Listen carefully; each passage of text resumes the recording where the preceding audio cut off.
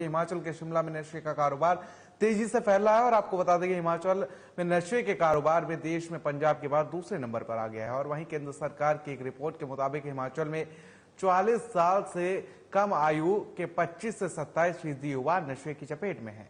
नशा हिमाचल के गांव-गांव तक पहुंच चुका है और यह युवा पीढ़ी को बर्बाद कर रहा है, जिसको लेकर कांग्रेस ने आज हिमाचल को नशा मुक्ति करने का बड़ा ऐलान किया है। और जिसमें ऑल इंडिया कांग्रेस कमेटी के संयुक्त सचिव गोकुल बुटेल ने शिमला में एक प्रेस कॉन्फ्रेंस में कहा कि कांग्रेस सरकार बनते ही हिमाचल में anti drug abuse enforcement authority का गठन किया जाएगा और यह देश में अपनी तरह की इंडिपेंडेंट अथॉरिटी होगी। इसमें मुख्यमंत्री, मंत्री, विधायक, डीजीपी या अन्य कोई अधिकारी हस्तक्षेप नहीं कर सकेगा। इसकी कमान हाईकोर्ट के सिटिंग जज या लोकायुक्त के हाथों में होगी।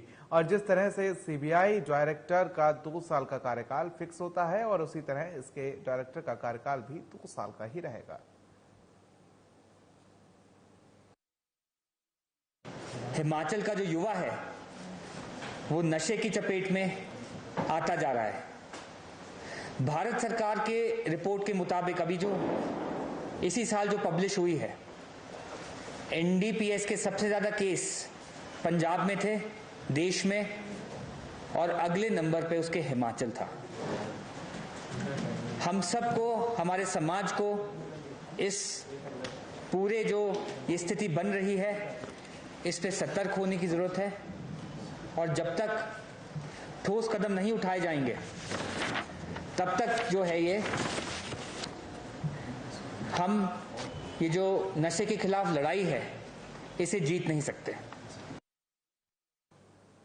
तो हिमाचल प्रदेश में 12 नवंबर को विधानसभा चुनाव होने और ऐसे में राजनीतिक दलों की रैलियों का दौर लगातार जारी है। वहीं बात करें तो बिलासपुर सदर सीट की, तो यहां पर कांग्रेस उम्मीदवार बंबर ठाकुर के पक्ष में जनता से वोट की अपील के लिए नेता विपक्ष मुकेश अग्निहोत्री बिलासपुर पहुंचे और जहां पर कांग्रेस कार्यकर्ताओं ने उनका स्वागत किया और जिसके बाद कॉलेज चौक से रैली स्थल तक रोड शो भी किया गया और जिसमें आपको बता दें काफी संख्या में लोगों ने भाग लिया। वहीं नेता विपक्ष मुकेश अग्निहोत्री ने जनता को संबोधित करते हुए केंद्र और प्रदेश सरकार के कार्यकाल पर जमकर निशाना साधा, तो साथ ही कांग्रेस पार्टी की 10 गारंटियों को सरकार बनने के तुरंत बाद लागू करने की बात कही। वहीं मुकेश अग्निहोत्री ने कहा कि प्रदेश की जनता कांग्रेस की सरकार बनाने के लिए खासा उत्साहित नजर आ रही है और बिलासपुर की 4 विधानसभा सीटों पर कांग्रेस के उम्मीदवारों की जीत होगी।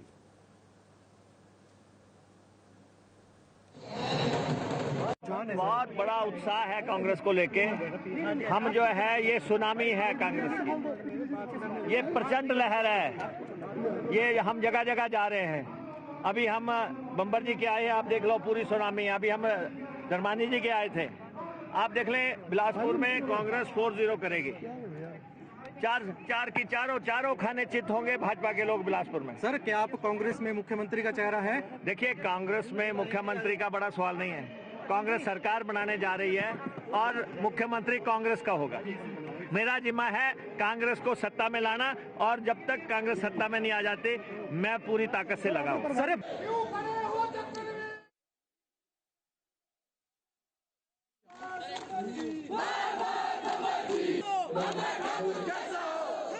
दौर लगातार जारी है और इस दौरान बात की जाए तो यहां पर आपको बता दें कि कांग्रेस नेता मुकेश अग्निहोत्री पहुंचे, उन्होंने बीजेपी सरकार पर जमकर निशाना साधा है।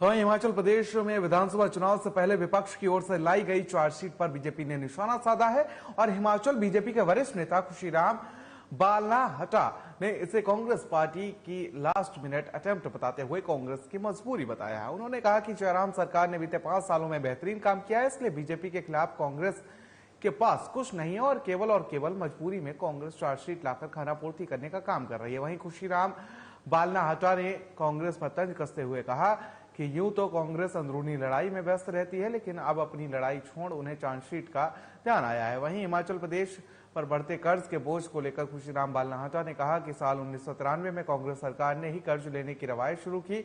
बीजेपी की सरकार ने कर्ज हिमाचल प्रदेश के विकास के लिए इस्तेमाल किया है। कभी कभी वो कहते हैं, शायद आज की चार्जशीट में भी होगा उनके भी, कि क्लास 3 और 4 के पद पर बाहरी लोगों को नियुक्त किया गया। किसको नियुक्त किया गया? जब नियुक्त किया गया तो वो कानून कांग्रेस के वक्त का बना हुआ था। उस कानून के तहत कमीशन में भर्तियां हुई और बाहरी लोग भी भर्ती हुए, क्योंकि उसमें कानून में प्रोविजन ही नहीं था ऐसा। और मैं तो धन्यवाद करता हूं जयराम सरकार का और माननीय मुख्यमंत्री जी का कि उनके संज्ञान में जैसे ये मामला आया, हमने रेलेवेंट क्लॉज जो थी उसको अमेंड किया, उस पर संशोधन किया।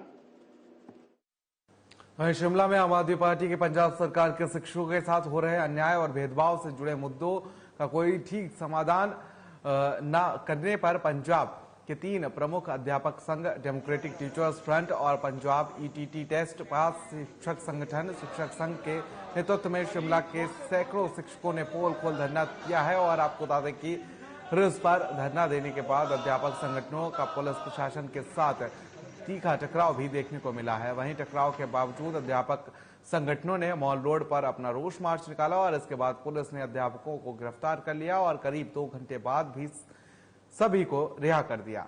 वहीं शिक्षकों ने कहा कि अगर हमारी मांगे पूरी नहीं हुई तो 6 नवंबर को पंजाब के शिक्षा मंत्री हरजोत सिंह बैंस के आनंदपुर साहिब आवास के पास बड़े पैमाने पर धरना देंगे। हमने हल कर दिए हैं, बट ये सच्चाई नहीं है।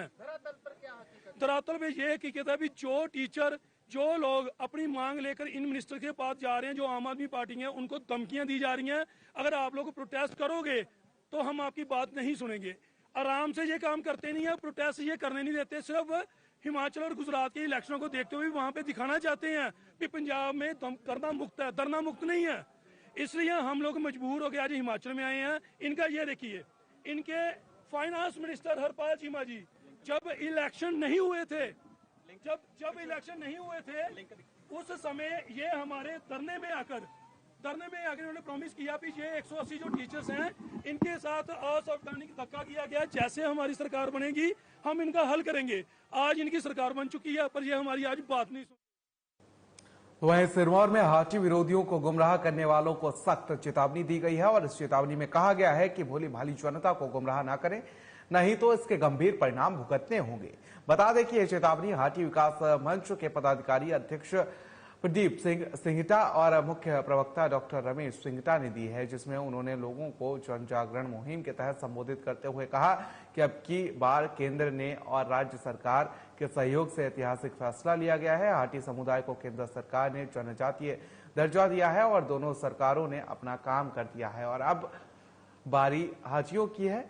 उन्होंने कहा कि राजनीतिक विचारधारा से ऊपर उठकर इस बार का वोट केवल और केवल हाटी के नाम पर दिया जाएगा और जिसके साथ ही कहा कि सिरमौर की संस्कृति सत्कार की रही है और एहसान फरामोश की नहीं रही है और इसलिए एक वोट अपनी पीढ़ियों के नाम डाला जाए।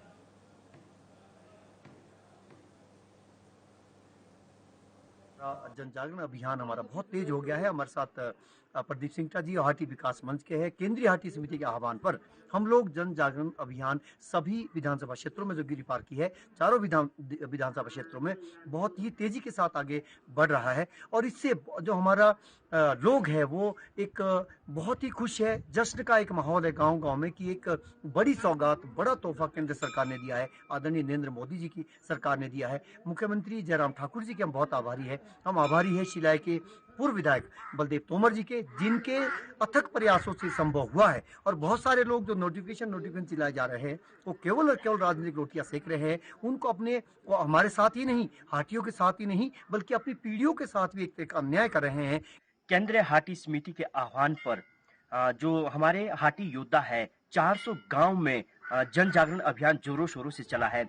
चाहे बात शिलाई विधानसभा क्षेत्र की हो, रेणुका की हो, पछात की हो, सभी हाटी योद्धा गांव गांव जाकर जिस प्रकार से आजकल 400 गांव का दौरा केंद्रीय हाटी समिति के बैनर तले चला है कि हाँ, केंद्र सरकार ने गिरिपार के जो 1,60,000 लोग हैं उनको बहुमूल्य सौगात दी है जनजातीय अधिकार की। एक चिरकालिक मांग थी जिसको समय समय पर काफी हमारे जो योद्धा थे लोगों ने उठाई लेकिन कुछ एक अब इलेक्शन ईयर है और इसमें कुछ एक ऐसी ताकतें हैं जो लोगों को गुमराह कर रही है। वह चाहे राजनीतिक रूप से अपना फायदा लेना चाह रही है, वो कहते हैं कि अभी रजिस्ट्रेशन नहीं हुई है, लेकिन हमारी 2-2 बार नोटिफिकेशन निकल